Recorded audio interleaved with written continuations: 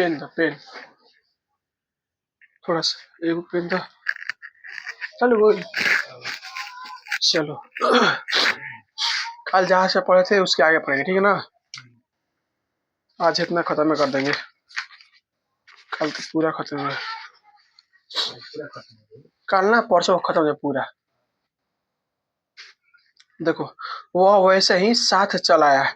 रास्ते में अमराई का कुआं है, वहां से गुजरते समय मुझे डर सा लगा। मैं सोचने लगी पता नहीं यह क्या कर डाले। आंटी में काफी पैसे थे, कहीं इसी के लिए तो पीछे पीछे नहीं आया। वह बोली जरा चूना देगा। मैंने वह बोली जरा चूना दोगी।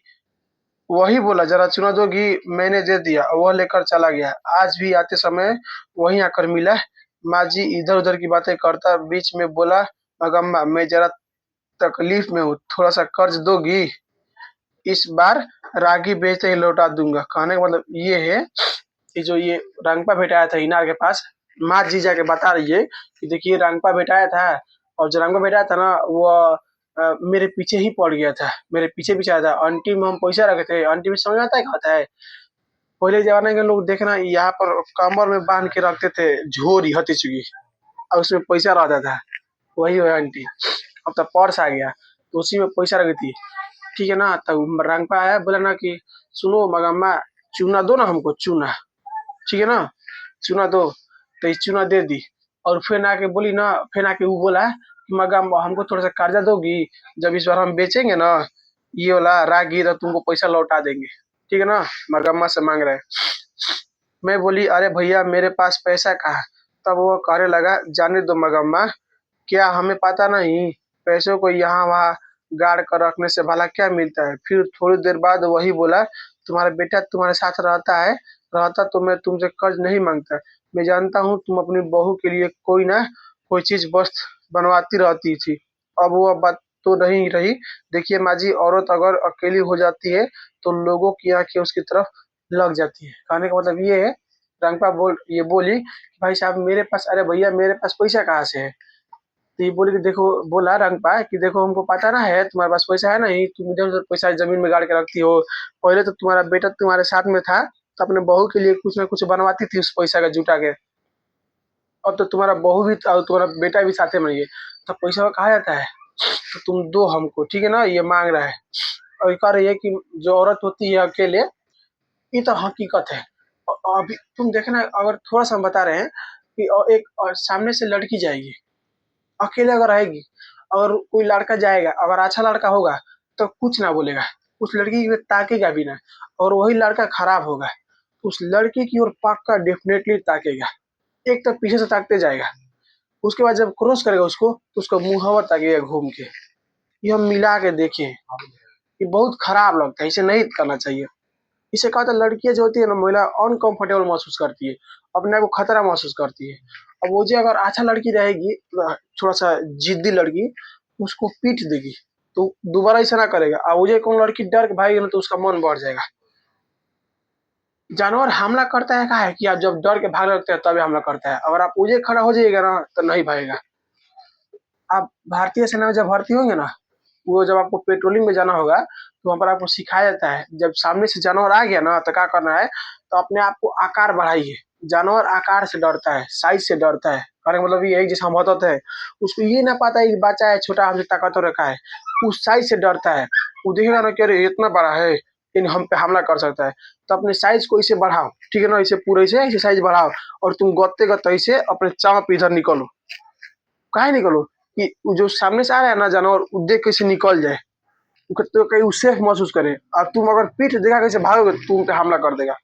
इसीलिए तुम उस पर नजर रखो और ऐसे की ओर भागो, इसे अपना साइज बढ़ाओ। तो जानवर डरता है साइज से, ठीक है ना। तो ये कर रही है कि माँ जी अकेली औरत को देखकर कोई भी आदमी पीछे लग जाता है।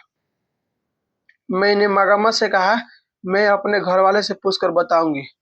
मैंने उनसे इस बारे में कोई बात नहीं की। दूसरे दिन मगम्मा ने दही लेने के बाद आंटी से एक थैली निकाली और कहने लगी माँ जी जरा भीतर, बुक में देखो पिंटू, तब समझ में असल है। माँ जी जरा भीतर चलो, चलो गिन लो। मैं बोली मैंने अभी उनसे पूछा नहीं, अभी रखे रहो फिर से लाना। मगम्मा कहने लगी मुझे बहुत डर लगता है माँ जी, आज भी रंगपा आया था अमराई के पास तक, कहने लगा जरा बैठो मगम्मा, ऐसी जल्दी क्या है मेरे पास ये पैसे भी थे।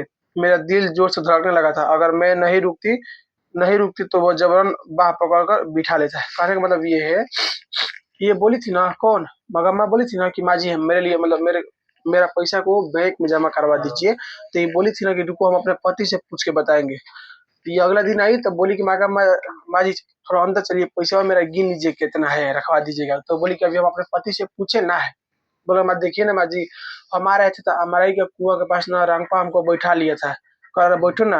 अगर हम वहाँ पर नहीं बैठते ना तो हमको बलाते धर के बैठा था जबरन, इसीलिए हमको बैठना पड़ा। और पास में पैसा भी था, डर लग रहा था कि पैसा ले मत ले,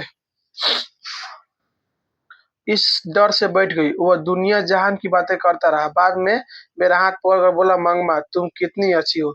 जवानी में भी घरवाले ने मेरा इस तरह हाथ नहीं पकड़ा था, बाद में भी किसी और ने इस हाथ को नहीं पकड़ा, आज इसने आकर पकड़ा। मैंने हाथ छुड़ा लिया और पूछा, क्या बात है रंगपा, आज बड़े रंग में हो, मेरा अच्छापन देखने को तुम मेरे घर वाले हो क्या।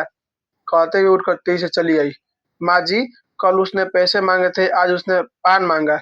जिसने मड़वे के तलवे तले बैठकर मोर बांधकर गठबंधन करके हाथ थामा, वो तो कभी का चला गया। भरी जवानी में घरवाले ने मुंह मोड़ लिया। कहने का मतलब ये है कि मगम्मा के साथ कुआं के पास बैठा था ना रंगपा ना, ऐसे ही बैठे बैठे बात करते करते रंगपा का मगम्मा का हाथ पकड़ लिया। बोला तुम कितनी अच्छी हो। ये बोली कि भाई साहब जिससे शादी मेरा हुआ था वो तो मेरा हाथ इसे को पकड़बे ना किया, ठीक है, वो दूसरे के फेरा में पड़ गया, दूसरा मर्द कोई मेरा हाथ नहीं पकड़ा। ये आज हमसे पान मांगा है, ठीक है ना, रंगपा इससे मांगा पान, ठीक है ना, पान मांगा। भाई साहब ये डर गई, बोली क्या हुआ रंगपा, तुम मेरा अच्छापन देखने के लिए आज तुम बड़े रंग में हो, मेरा अच्छाईपन देखने के लिए तुम मेरे घर वाले हो का, मैं तुम मेरा हस्बैंड हो का, कि हम तुम मेरे बारे में जानना चाहते हो। कह के डर से वहां से भाग गई, ठीक है ना। रंगपा का मन बदल रहा था, पास में आ गया, वो अकेली औरत को देख के उसका मन कुछ और बदल रहा था।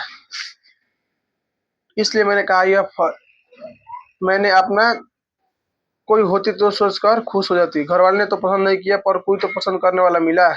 मैंने मैंने अपना धर्म नहीं छोड़ा। इस बदमाश ने आकर मेरा हाथ घर वाले से भी ज्यादा हक से पकड़ लिया था। कहने का मतलब ये है, मगम्मा करिए, अगर यहाँ पर दूसरी औरत होती तो हो सकता था, अगर जिससे मान लो जिस स्थिति में मगम्मा है, अभी मगम्मा के ना घर वाला है, ना बेटा है, ना पतो है, कोई ना है, सिर्फ मगम्मा अकेली है। अगर यहाँ पर कोई आके उसका आदमी हाथ पकड़ रहा है और उसका झूठ ही सही आश्वासन दे रहा है, तो कितना औरत पिघल जाती है, पिघल जाएगी नहीं तो कुछ औरत पिघल जाएगी, यानी गलत संबंध बना लेगी उससे। दूसरा बात, मगम्मा अपना धर्म नहीं छोड़ी, ये वहां से निकल कर चली आई। इसको लगा ना कि जिसे दूसरा औरत ये सोचती है कि चल भाई कोई ना कोई तो एगो मिला ना हमको बुढ़ापा में साथ देगा ना, लेकिन अपना धर्म नहीं बदली, आगे भाग गई।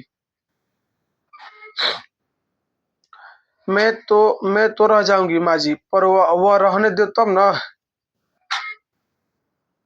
करे कि चुपचाप जो हुआ उस पर मिट्टी डालकर बेटे के साथ रह क्यों नहीं जाती। मैं तो रह जाऊंगी माँ जी, पर वह रहने दे तब ना, बेटे से यह सब बता दो। है राम हो हल्ला करके मेरी बहू तो मुझे जाति से ही बाहर कर देगी। मुझे देर हो रही है माँ जी, चलती हूँ, कल अपने उसने उनसे पूछ कर रखिएगा। कहकर मगम्मा चली आई। 1 घंटे बाद फिर आकर बोली, माँ जी आज एक बात हो गई। हो गई क्या, कहने का मतलब ये है, मगम्मा बोली ना, जो लेखक थी वो बोली ना कि ये सब बातें जो हो रहा है रंगपा तुम्हारे साथ कर रहा है, तो तुम अपने बेटे से कह दो कि हमारे साथ ऐसे कर रहा है। तो ये बोला कि देखिए, पहले के बाद तो बोला ना कि देखो तुम अगर मत तुम जब तुमको ये सब दिक्कत हो रहा है तो तुम अपने बेटे के साथ क्या नहीं रह जाती हो। तो ये बोली मगर देखो इसका रहने का तो मन था मगम्मा का, तो ये बोली माँ जी हम तो रह जाएंगे, लेकिन वो रहने देगी तब ना। दूसरा बात, तो तुम नहीं रहना चाहती हो तो तुम काहे नहीं अपने बेटे से बता देती हो कि रंगपा नाम का अकादमी है, हमको इसे डिस्टर्ब कर रहा है।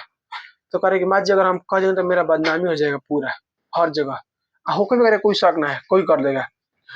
उस आदमी का भी गलती है, ये तो बेचारी दही लेके जाती थी, ये पकड़ लेता उसको, कोई कहेगा इसी को औरतियों को दोष देगा, उसको दोष तो देगा ना। कहने का मतलब ये है कि नजरे मर्द की खराब है और घूंघट औरतें करती है ना। मगम्मा बोली कि माँ जी हम जा रहे हैं घर, हमारा लेट हो गया है, कल उनसे पूछ के रखिएगा, ठीक है ना। बच्चे के लिए थोड़ी सी मिठाई लेकर टोकरे में रख ली थी। मगम्मा ने पहले ही बताया था कि उसके पोते को उसके पास वो आने नहीं देती, इसलिए मुझे यह समझ में नहीं आया कि बच्चा कौन सा है। मैंने पूछा किस बच्चे के लिए? और कौन सा बच्चा माँ जी, मेरा पोता ही तो। तुम ही ने तो कहा था कि वो तुम्हारे पास नहीं आने देते। उसकी माँ तो माना करती है, पर बच्चा क्या रुक सकता है, आंख बचाकर आ ही जाता है। कभी कभी जरा दूध पी लेता है, कहीं कभी दही मांग लेता है, थोड़ा सा कुछ मिल जाने पर नाच उठता है, जरा भी शोर मचता है तो तेरी माँ सुनेगी कहते ही चुप हो जाता है। बच्चों का खेल ही तो असली खेल है। उसी के लिए थोड़ी सी मिठाई लेकर रखी थी। वह सुकापुर वह सुकापुर है ना, उधर से आ रही है, और एक आम का पेड़ है ना, उस पर बैठा कर एक कौवा झट से मिठाई की पुड़े उठा ले गया। आज कैसी अजीब बात हो गई। कहने का मतलब ये है कि मगम्मा अपने पोते के लिए ना मिठाई खरीदी थी, लेके गई थी। तो ये जो मगम्मा है ना, मगम्मा का जो पोता है, यह मगम्मा के पास आता है, यानी अपने दादी के पास आता जाता है, तो अपने मम्मी की नजर से बच के आता जाता है। लड़का को क्या पता है, उसके लड़के को ये पता है कि यहाँ पर जाएगा तो हमको खाने को मिलेगा। अब मगम्मा उसके लिए खाने लेके जाती थी, तो ये कह रही है कि भाई साहब मतलब कि अपने बेटे के लिए ले गए थे, पोते के लिए ले गए थे, पेड़ पे कौवा बैठा था, मिठाई लेके उड़ गया, ठीक है ना।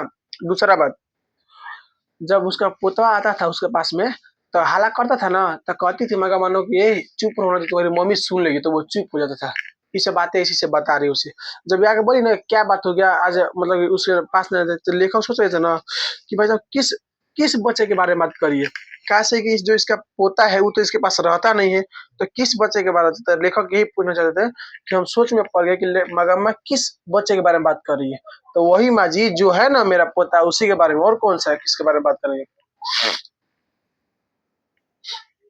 करे एक मिठाई की पुड़िया चली गई तो क्या हुआ, फिर से खरीद लो। यह बात नहीं माँ जी, कहते हैं कि कौवे से आदमी का स्पर्श नहीं होना चाहिए, इसलिए कहा। उससे क्या होता है, कहते हैं उससे जान का खतरा हो जाता है। मुझे लगा कि मेरे दिन पूरे हो चले हैं। बाद में सोचकर खुशी भी हुई कि चलो अच्छा हुआ, यह जन्म किसी को भी नहीं चाहिए। अच्छा है जल्दी से भगवान के चरणों में पहुंच जाऊंगे, जो भी हो आज ही हो। कहने का मतलब ये है कि मगम्मा को मिठाई से डर ना था।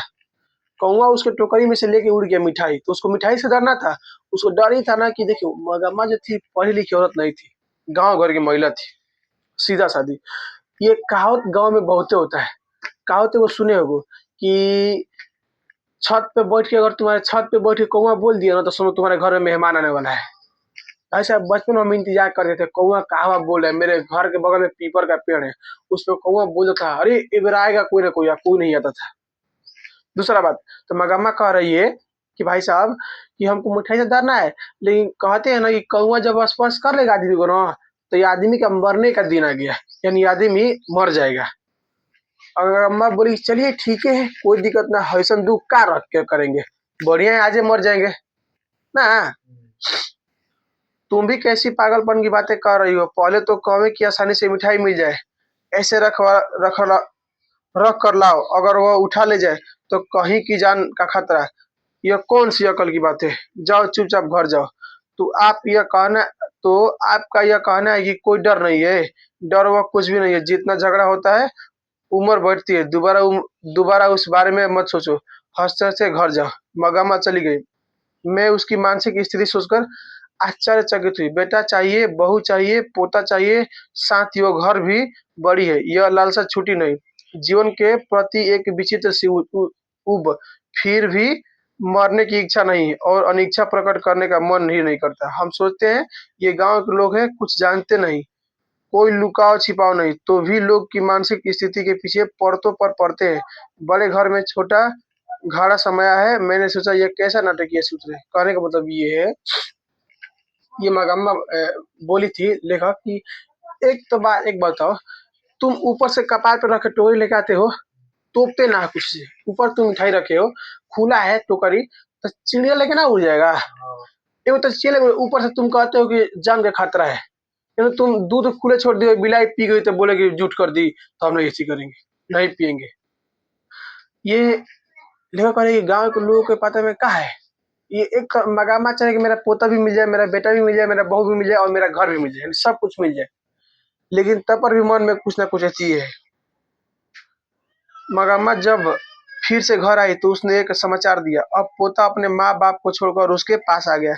वो बहुत खुश थी, उसके साहस की प्रशंसा करते हुए बोली, बीते भर का छोड़ा है, माँ को छोड़कर चलने आने का मतलब क्या? कल दोपहर को आए लड़के ने कह दिया फिर से माँ के पास नहीं जाऊंगा। इतने दिन चोरी चोरी आया करता था, जब वो घर नहीं पहुंचा तो माँ ने आकर शोर मचाया, पीटने की धमकी दी, मैं नहीं जाऊंगा कहकर वो रोटी मेरी टांग पकड़कर खड़ा हो गया और कोई चारा ना देकर मैंने कहा, जा बेटा। उसके बाप ने भी आकर बुलाया, पर मैं नहीं जाऊंगा कहकर वह मेरे पास ही रह गया। माँ जी 10 दिन से अकेले घर में सोती थी, जरा जरा डर भी लगता था। कहने का मतलब ये है, देखो ये जो मगम्मा है, मगम्मा का जो बेटा है ना, पोता है ना, एक दिन अपनी माँ के बिना बताए, वो तो रोज आई भी करता था अपनी दादी के पास। एक दिन अपनी दादी के पास ना आ गया बिना बताए, और बोला, दादी हम आप ही के पास रहेंगे, हम जाएंगे नहीं कहीं पर। तो वो बोली नहीं जाएगा, ठीक है। दोपहर हो गया, सांझ हो गया, उसका घर जब नहीं पहुंचा उसका पोता, तो उसकी माँ खोजने लगी, खोजते खोजते इसके पास आई, कैसे इसके पास रोज आता था, ताके बोलने लगी। तो लड़का बोला कि नहीं जाएंगे, हम दादी के पास रहेंगे। पैर पकड़ लिए दादी को, कहे नहीं जाएंगे। उसके बाप भी कहे नहीं जाएंगे, हम दादी के पास रहेंगे। मैगम्मा बोली, 10 दिन से 10 दिन हो गया घर में झगड़ा हुआ, 10 दिन से हम मतलब कि ऐसे ही सोते थे, अकेले डर लगता था, अब डर नहीं लगता, मेरा पोता आ गया है, ठीक है ना। जो भी हो, मर्द मर्द का बच्चा है। देखो भगवान ने उसको वैसी अकल दी, जवान बेटे ने मुंह मोड़ लिया, और यह बीते भर का पोता मैं तो हूँ, तुम चिंता मत करो कहकर ही आ गया। बहू ने तो सारी रात महाभारत मचाया। कहने का मतलब ये है, जो मेरा जवान बेटा था वो हमसे मुंह मोड़ लिया, ये बीते भर का मेरा पोता है, ये कह रहा है दादी हम है ना तुम्हारे साथ, टेंशन मत लो। और उसकी जो माँ थी, रात भर घर में का की, हालांकि चला गया, उधर चला गया है। लाख जोर लगाने पर भी वो नहीं गया। सुबह यहाँ आते समय तू अकेला कैसे रहेगा कहकर उसे उसकी माँ के दरवाजे पर ले जाकर खड़ा किया। जब वो भीतर चला गया तो मैं यहाँ आई। अब अगर वह बच्चे को पीटे तो क्या करोगी? अगर अरे माँ जी, क्या उसे इस बात की खुशी ना होगी कि बेटा एक बार तो घर आया है, पास रहे तो मारने को मन करता है। देखो माँ जी, जब हम इकट्ठे थे तब मुझे कभी यह नहीं लगा कि मेरी बहू सुंदर है। और दूर से देखती हूँ तो उसकी भौहें चढ़ी ही रहती है, वे वैसे ही बड़ी सुंदर दिखाई देती है, इसलिए तो मेरा बेटा उस पर लट्टू है। वह भी ऐसा ही है। तब यह पता नहीं चलता था कि कब घर आता है और कब खेत पर जाता है। अब मैं घर के दरवाजे पर बैठी यह देखती रहती हूँ, इतनी जल्दी क्यों चला गया, इतनी देर तक क्यों नहीं आया। माँ जी, उसे भी ऐसा ही लगता होगा ना, यदि वह पीटेगी तो कल दही बेचने निकलूंगी तो मेरे साथ ही चला आएगा। 9 महीने पेट में रखकर पीट सहकर पैदा किए बच्चे को छोड़ देगी। कहने का मतलब ये है, मगामा बोली ना कि अब तो रात भर बच्चा मगामा के पास सोया, तो मगामा सुबह दही बेचने जाएगी ना। जब दही बेचने जाएगी तो बोली ना कि बेटा तुम जाओ अपने मम्मी के पास, हम जा रहे हैं बाजार में, तुम अकेले घर में कैसे रहोगे। तो गेट पे छोड़ दी, उसकी मम्मी लेकर चली गई। तो ये मगम्मा बाजार में चली गई, जाके कहाँ पर बात बता रही है, लेखक की है, वहां पर बता रही है। तो लेखक बोली कि अच्छा उसकी मम्मी मारेगी ना उसको। तो बोली काहे मारेगी, कि भाई साहब एक तो बेटा एक दिन बाद घर आया है तो नहीं मारेगी। दूसरा बात बोली कि माँ जी, जब हम साथ में रहते थे तो मेरी बहुत सुंदर हमको नहीं दिखती थी, लेकिन आज देखते हैं तो बड़ा सुंदर दिखती है, भौवें ऊपर चढ़ा के रखी है, मतलब मेकअप सेकअप में रहती है, इसीलिए मेरे बेटा उस पर लट्टू है, ठीक है ना। दूसरा बात काहे मारेगी, उस बेटे को 9 महीने तक अपने गोद में पाल के रखी है तो उसको मारेगी नहीं, नहीं बता ही मारेगी, ये कह रही है। मुझे यह सोचकर आश्चर्य हुआ कि वह कितनी दूर तक सोचती है। मुझे लगा कि कुछ दिनों में उनका झगड़ा निपट जाएगा और सभी सुख ही रहेंगे। हुआ भी ऐसा ही। 2 दिन बाद लड़का माँ के पास गया और उसके दूसरे दिन ही दादी के साथ मैं भी बेंगलुरु जाऊंगा कहकर जिद पकड़ ली। बेचारी बूढ़िया के लिए सिर पर दही की मटकी वाला टोकरा और गोद में पोते को लेकर 3 मील चलना असंभव था। कहने का मतलब ये है, जब वो गया अपने माँ के पास, बोला ना कि भाई साहब हम भी दादी के साथ बंगलोर जाएंगे। हाँ, अच्छा क्या पता दही दूध बेचने, वो तो जा रहा है दादी के साथ घूमने को मिलेगा, घर में दिन भर रहता है, क्या अब जाएगा बाहर। तुम देखोगे कि जो बच्चा सब होता है घर में रहना पसंद नहीं करता है। अच्छा, बच्चा दादी को काहे पसंद करता है, पता है काहे पसंद करता है? आए ना, देखो पहले बात, बच्चा जब दादी के साथ जाएगा ना, दादी उसको लेके बाहर निकलेगी। बाहर निकलेगी तो उसकी माँ 20 मिनट घर में 1 घंटा शांति से रहेगी। ये लड़का बाहर आएगा, देखो रे वही सबका दिख रहा है, अरे वही सबका दिख रहा है, उसको अच्छा लगेगा। अब जब अच्छा लगेगा तो देखेगा कि हम किसके साथ आए हैं, तो इसके साथ आए हैं, ठीक है। अब इस जाएगा घरे, ले जाएगा तो देखेगा रे ये तो वो दिख ही नहीं रहा है, सब बाहर चीज हवा, और वो दिखना दिख रहा है। अब रोने लगेगा, जब रोने लगेगा तो क्या होगा, उसको दादी आएगी ना, कह रहे तो अरे ये तो ये चेहरा हुआ है ना, हमको ले गया था बाहर। अब उसको हाथ बढ़ाएगा, अब लगेगा "अरे, हमारे पास आवत था", लेकिन फिर बाहर निकलेगा, फिर चुप हो जाएगा, फिर जाएगा, तो यही प्रक्रिया चलता रहता है। लड़का को नहीं पता है दादी दादा है, इसका मतलब ना है, वो चेहरा चिंता है कि किसका चेहरा है, हमको बाहर कौन लेके जाएगा, बुझाया। उसको जो बाहर लेके जाएगा ना, उस पे खुश रहता है, देखना उसी को पकड़ता है बच्चा।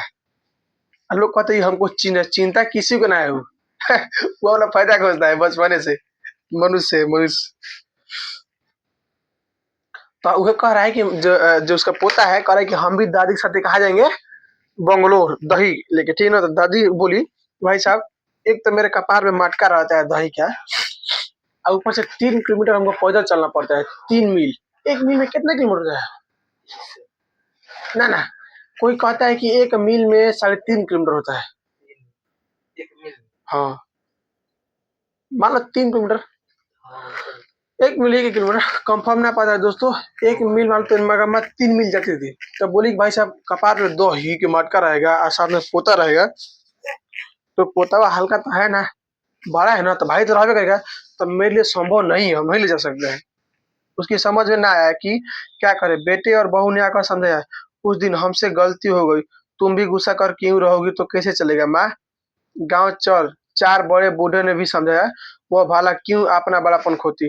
मगम्मा अपनी इच्छा से ही फिर खुशी खुशी अपने बहू के साथ रहने लगी, परंतु पोता तो दादी के पास ही रहने के जिद पकड़ बैठा था, इसलिए एक नया प्रबंध शुरू हुआ। शुरू से ही दूध दही का व्यापार मगम्मा के हाथ में था। बहू के आने पर भी मगम्मा ने उसे अपने हाथ में ही रखा। जब कोई बहू बनकर आती है तो घर के खाने पकाने की जिम्मेदारी भी उसी पर पड़ती है। वास्तव में बात यह थी कि दही बेचने पर 4 पैसे हाथ आते थे, तब पोते ने सदा दादी के पास रहने की हद पकड़ी थी। बहू बोली, इतनी धूप में इस उम्र में तुम क्यों बाहर जाती हो, भला कितने दिन यह काम कर सकोगी, घर में ही खाना पीना बनाकर मालकिन की तरह रहो, दही बेचने का मैं देख लेती हूँ, ठीक है कह दिया। साथ ही यह भी कहा कि कभी कभार मैं चली जाऊंगी, रोज जाने का काम तुम ही करो। एक दिन सास बहू दोनों आई, एक ही गोद में बचा था, दूसरी के सिर पर मटकी वाला टोकरा। यही है माँ जी मेरी बहू, बढ़िया बुढ़िया बेचारी अकेले क्यों रहे, सोचकर इसने फिर से मुझे अपने साथ बुला लिया। कहने का मतलब ये है कि अब जो मगम्मा का बेटा और पतो है ना, अब आए किसके पास, अपने माँ के पास। बोला माँ, तुम हम तो उस दिन गुस्सा में बोल दिए थे, तुम भी गुस्सा में बोल दिए थे, छोड़ो ना, काहे झगड़ा करती हो, अब चलो साथ में, काहे के तुम रहती हो। गांव के 2-4 आदमी भी समझाए मगम्मा, बुढ़ापा में तुम काहे रहती हो अकेले, साथे में रहो, कब तक रहोगे अकेले भाई। तो ये मान गई मगम्मा। तो मगम्मा चाहबे करी थी भाई साहब आओ मेरे पास, मगम्मा मान गई। तो बोली ना देखो, मगम्मा जो इसका बेटा का बिया ना हुआ था ना, तो अभी से मगम्मा दूध दही का व्यापार करती थी। जब शादी इसका इसका बेटे का बियाह हो गया तो बंद नहीं की, बेचते थी, ठीक है ना। तो बोली इसकी पता नो कि माँ जी तुम कहाँ जाओगी दूध दही बेचने, अब हम ही इसको लेके जाते हैं, ठीक है ना, तुम एथी करो, तुम घर में आराम करो। तो एक दिन मगम्मा की पतो, मगम्मा की पोता और मगम्मा, मगम्मा सिर पे रखी थी, नजम्मा सिर पे क्या तो कोई एथी रखी थी, मटकी रखी थी। नजम्मा उसकी पोतो थी, मगम्मा उसकी मेन कहानी का किरदार है। हाँ, तो सास लड़का ली थी या कपार पे वो मटका ली थी, उसकी पतो ही है। आया बोली कि माँ जी ये मेरी बहू है। हाँ, वो आया था कि चलो दिखाते हैं एक बार तुमको पूरा एरिया, कैसे तुम किसके यहाँ देना है, कहा देना है। अह, एक बताओ, उसका बाद जाके वहां पर बात शेयर करा। साथ ही यह भी कहा कि तुम बेकार में धूप में मत घूमो, मैंने भी मान लिया आगे से ही यही दही बेचने आएगी। यह बताकर मगम्मा ने बहू को हमें दिखा दिया। मैंने सास और बहू से बात करके और स्वयं से काम लेना चाहिए कहकर 2 बातें अकल की समझाकर दोनों को पान सुपारी देकर भेज दिया। आजकल वो बहू ही दही लाया करती है। कहने का मतलब ये है, बहू बोली कि माँ जी तुम कहाँ जाओगे धूप में दही बेचने, हम ही लेके जाते हैं, तुम मत जाओ, ठीक है ना। तो बहू से आप मगम्मा से दोनों से लेखक बात किया, ठीक है ना। बोला कि ठीक है अपन झगड़ा नहीं करते, मिला जुला के रहो, ठीक है ना। अब से कौन दही लेके आएगा रोज? आओ नजम्मा। सास के बारे में इतना सब सुना, अब बहू क्या कहती है यह जानने की उत्सुकता मुझे हुई। इसलिए एक दिन मैंने कहा, अरे नजम्मा तू तो बड़ी समझदार है, पर क्या सास को निकाल देना ठीक है? सास को निकाल देने को मैं क्या राक्षसी हूँ माँ जी? सास हो जाने का मतलब सब बात उन्हीं की रहनी चाहिए क्या? अपने बेटे को मर्द भी ना माने तो वो ना मर्द ना हो जाएगा? ये मेरा घर वाला है, मैं उसकी पत्नी हूँ, भला मैं घर कैसे चलाऊं? यह ठीक है कि उन्होंने जन्म दिया पाला पोसा, चाहे तो वे ही अपने बेटे पर अपनापन हक रखे, मैं चुप रहूंगी, पर मैंने अपने बेटे को भी मार नहीं सकती, तो मैं तो कहाँ की बहू रही? बेटा तुम्हारा है यह जताने को पीट के जरूरी है क्या? मारना प्यार करना तो चलता है, पर जब मारने पर पूछती कि क्यों मारती हो, तब प्यार करने पर क्यों नहीं पूछती? इसलिए इन सब में कौन माथापेची करे? मेरा बेटा मेरा है, मेरा पति मेरा होना चाहिए। बहू होकर मैं अगर एक बात ना कह सकूं, एक थप्पड़ ना लगा सकूं, तो मेरा घर चलाना किस काम का है? कहने का मतलब ये है कि देखो मगम्मत तो आग की बराए रही थी, मेरी बहू ऐसे ऐसे ऐसे करती है। तो एक दिन चली गई। अब तो दही लेके तो उसकी बहू आती थी, तो लेकर बहू से पूछ दिया, "वैसे तुम तो बड़ी समझदार लगती हो, एक बात बताओ, ये सही बात है कि अपने सास को घर से बाहर निकाल दो?" तो ये बोले, "माँ जी अच्छी बात बताइए, क्या हम पागल हैं, बेवकूफ़ है कि अपनी सास को बाहर निकाल देंगे? एक बात बताइए, लड़का मेरा है, उसको हम मार ना सकते हैं गलती करेगा तो? उसको मारते हैं तो आपको दिखता है, प्यार करते तो ना दिखता है। ठीक है, मानते हैं आपका बेटा है, आप अपने बेटे पे हक जगह उससे मेरा मतलब ना है। तो मेरा जब बेटा है तो गलती करे तो हम उसको मार रहे हैं, तो मारने दीजिए, जब प्यार हो तो देखिए। एक ही चीज़ काहे देख रही हैं, ठीक ना? अगर मान लो अगर ये सब हम नहीं करें तो फिर कौन काम हम घर के बहू कहेंगे? कहने का मतलब ये मुझे से मगम्मा ने जब अपनी बात सुनाई थी, तब लगा था कि उसकी बात सही थी। अब इसने अपनी बात कही तो लगा इसकी बात भी सही है। मैंने पूछा, तो अब तुम्हें घर में कुछ छूट मिली? अब पहले से ज़रा ठीक है, जो भी ज़रा सँभल कर चलना ही पड़ता है। अगर झगड़ा करूँ तो मेरी सास पता नहीं किसे पैसा दे डाले। हमारे गाँव में रंगपा नाम का एक आदमी है, जब मेरी सास अलग थी तब उसने मेरी सास को कर्ज़ माँगा, वह देने को तैयार हो गई। यह रंगपा से ही पता चला था। तब मैंने बच्चे को सिखाया, तू अपनी दादी के पास चला जा, वो मिठाई देती है, हमारे घर कदम मत रखना। झगड़ा किसी तरह निपटने को मैंने यह सब किया माँ जी। वाह! सब खेले पैसा के जा। अगर मगम्मा पैसा ना कमाती ना, तो उसको नहीं बुलाती। देखो कहानी ये कहता है, कहानी शुरू से क्या दिखाया? विवाद दिखाया, बहू खराब थी, लास्ट में बहू को ये चीज दिखा दिया कहानी में कि इतना बहू खा। अब देखो मगम्मा मगम्मा सोच रही थी कि बेटा मेरे पास आता है, मेरा पोता जो है मेरे पास आता है, जबकि मगम्मा के पास आता नहीं था। नजम्मा भेजती थी कि जाओ दादी के पास तुमको मिठाई मिलेगा। बात समझ गए हम क्या कह रहे हैं? भेजती थी कि जाओ दादी के पास तुमको क्या मिलेगा? मिठाई मिलेगा। बेचारा लड़का था, जाता था। काहे भेजती थी? उसको पता चल गया था, रंगपा बता दिया था कि तुम्हारे साथ से हम पैसा मांगे थे उधार, हमको देने पर तैयार हो गए थे, लेकिन फिर नहीं दी। इसको लगा अरे ये तो भाई साहब अकेले है, पैसा तो सब दूधा दहिया बेच के उसी को दे देंगे, हमसे तो मिलने आएगी ना, तो कैसे इससे मिलेंगे? तो लड़का के भेजो, लड़के नहीं मिलवाता है ना, झगड़ा खत्म करता है ना। इसका लड़का जाएगा उधर, उसका लड़का जाएगा, खिलाएगा तो हो जाएगा। तो ये बोली ना कि भाई साहब अपने पोतों को भेजता हूँ, अपने लड़के को भेजता हूँ कि जा बेटा अब तू मेरे घर मत आना, उसी के पास रहना, ठीक है ना। अब मगम्मा सोचे कि मेरा पोता मेरे ही पास आता है, आता नहीं तो नजम्मा भेजती थी, ठीक। हाँ, कि जाओ दादी के पास, दादी के पास जाएगा तो झगड़ा वगैरह होगा तो आपस में मिल जाएगा।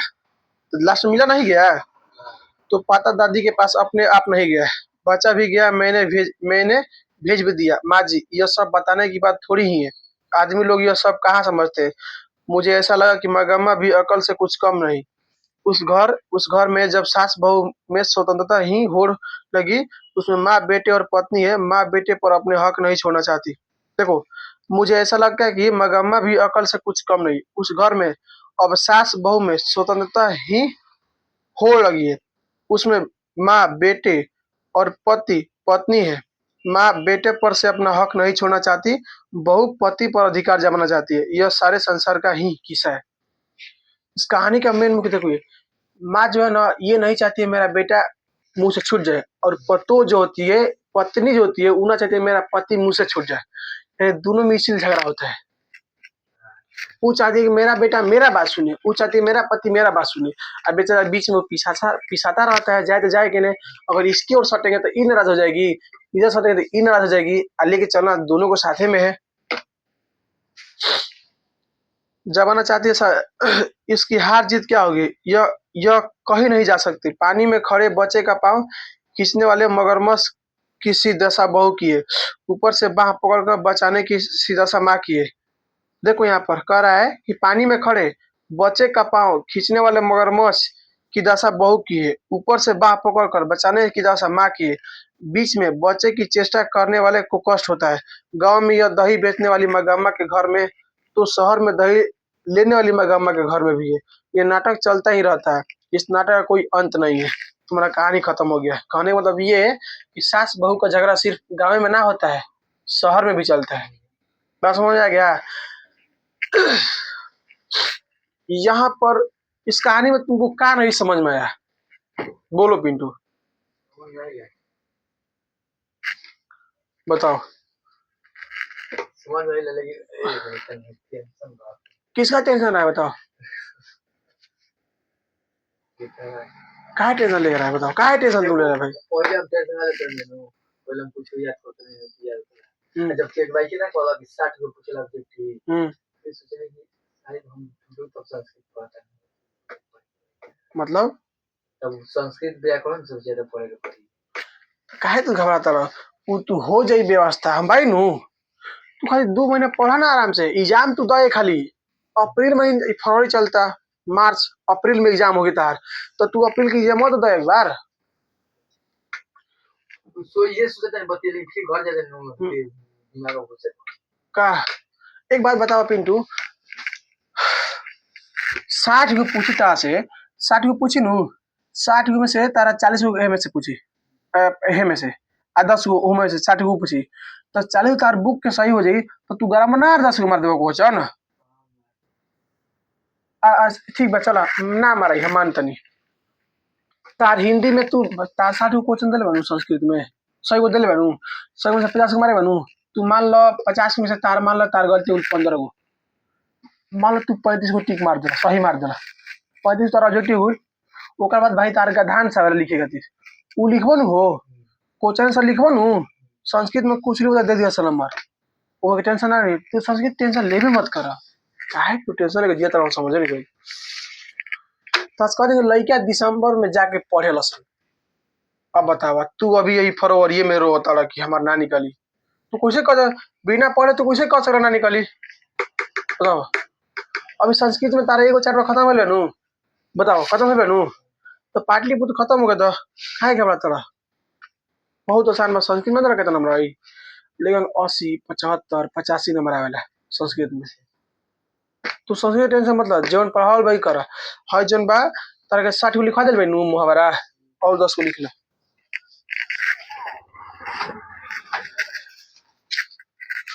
पिंटू समय बहुत ज्यादा बा, समझ गेलो। दिमाग काहे खाता भाई साहब, लो काहे दिमाग खाता था।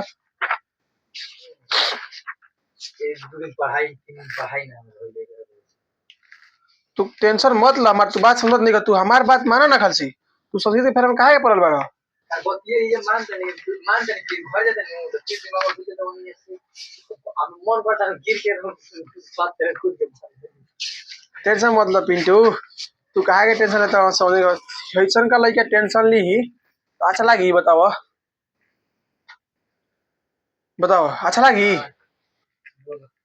लिखो 61 नंबर अमल करना है, मुहावरा लिखवा रहे हैं दोस्तों, 60 को लिखवाए थे, आज 61 से लिखवा रहे हैं, ठीक है ना। इसका वीडियो यूट्यूब पे अपलोड कर दिए हैं, प्ले लिस्ट में जाके देख लीजिएगा, ग्रामर का प्ले लिस्ट बना है, ठीक है। 61 नंबर अमल करना ना, चलने दो उसको, चलने दो चलने दो। अमल करना आंसर होगा सभी, हाँ आंसर स्वीकार करना। 62 नंबर, 62 नंबर बहिष्कार करना।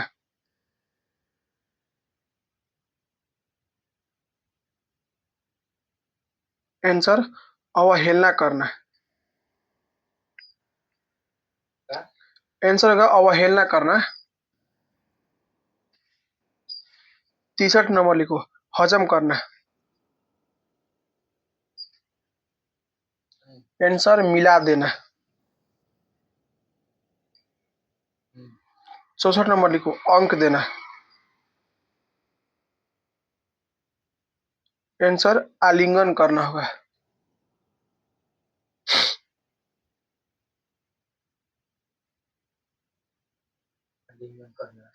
65 नंबर, अंक लगाना। अंक लगाना। आंसर गले लगाना।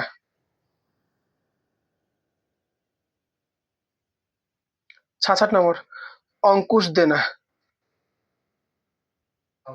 हम्म, अंकुश देना।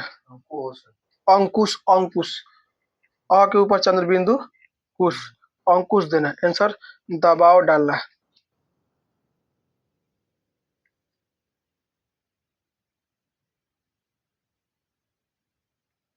67 नंबर, अंग भरना। हाँ। आंसर युवावस्था के लक्षण दिखाई पड़ना। युवावस्था के लक्षण दिखाई पड़ना।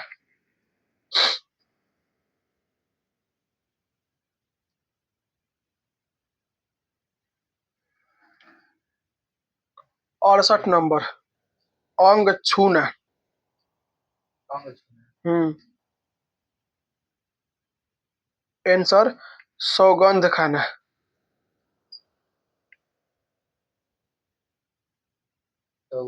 हम्म, खाना खाना, सौगंध खाना।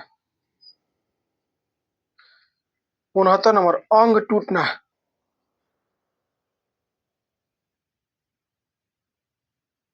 आंसर अंगड़ाई आना। आना।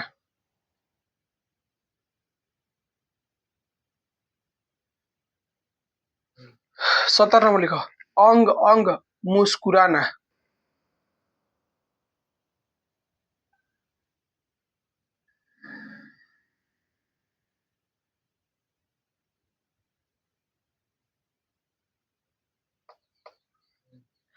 आंसर प्रसन्नता से रोम रोम खिलना। प्रसन्नता से रोम रोम खिलना।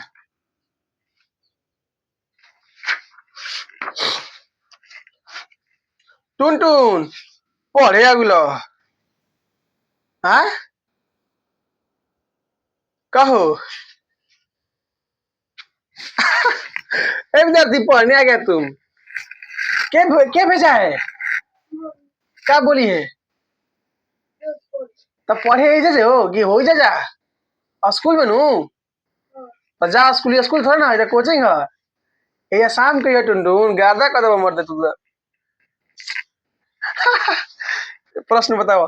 माँ जी के पास आंगन में बैठकर मगम्मा क्या खाती थी? ऑप्शन ए दही, बी मिठाई, सी पान सुपारी, डी रोटी सब्जी। ये तुम्हारा 25-24 में प्रश्न आया है। The castes in India their mechanism किसकी रचना है? महात्मा गांधी, भीमराव अम्बेडकर। सही जवाब। ये प्रश्न तुम्हारा आया है। अरे कहावत है, दावा करने से तो मसान ही जगता है।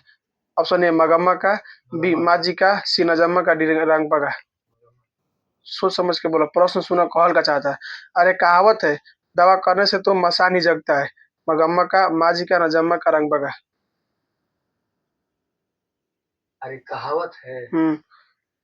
अरे क्या कहा था कि दावा करने से तो मसान ही जगता है।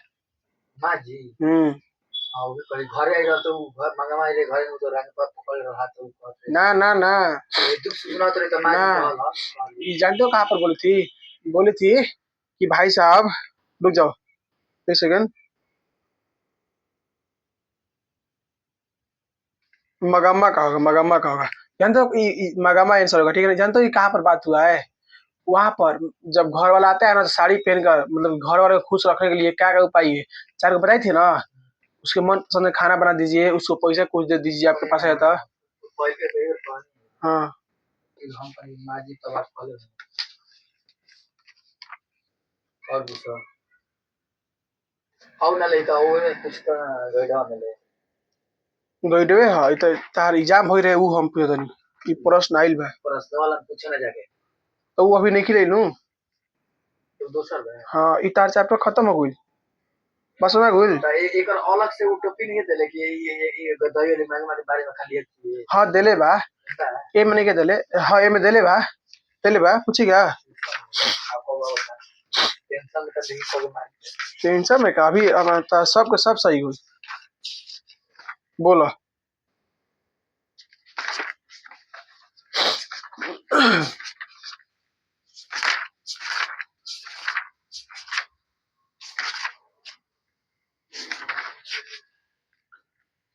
बोलो कि दही वाली मगरमच्छ शीर्षक कहानी किस कहानी से सवार ली गई है? ऑप्शन ए गुजरात कहानी से, बी तमिल कहानी से, डी उड़िया कहानी से, डी कन्नड़ कहानी से। दही वाली मगरमच्छ शीर्षक पाठ में बहू ने सास से समझौता क्यों कर लिया? ऑप्शन ए डर से, बी प्रेम से, सी मजबूरी से, डी शौक से। मजबूरी से डर से डर से पैसा का डर था उसको डर था वहाँ पर मजबूरी मतलब प्रश्न ध्यान से सुनो दही वाली मगरमच्छ की कहानी किसे संदेश देती है? ऑप्शन ए माताओं को, बी पुत्रियों को, सी बहुओं को, डी छात्रों को। बहुओं को सही जवाब लड़का अगर कुछ उद्यम करता है तो उसे मारने का हक मुझे नहीं है यह किसने कहा? मगम्मा मगम्मा का बेटा नजम्मन रंगपा नजम सही है मगम्मा क्या खाती थी? तिरंगा, पान सुपारी, खैनी, सभी सही अमराई का कुआं कहाँ है? ऑप्शन ए शहर में, बी बाजार में, सी रास्ते में, डी रंगपा के खेत में। हमारे रास्ते में ठीक है मगम्मा कहाँ की रहने वाली थी? मयूरभंज, बी इलाहाबाद, सी बैरकपुर, डी वेंकटपुर बंगलुरु। सही है बहुत सुंदर जहाँ मन तहाँ से पूछे तुमसे हम सब याद है ये अभी कहानी पहले से याद किया था कहानी से याद हुआ है मगम्मा ने बेटे से अलग होने को कहा आज दोपहर से, शाम से, रात से, सुबह से। जी बहुत सुंदर अच्छा ही पढ़ाई करो तुम टेंशन मत लो संस्कृत का ठीक है ना है भैया दिमाग तो ना कौन काहे किस बार है भाई दिमाग हे कर देता तो हम मात्रा अब याद करे रहती नु कौन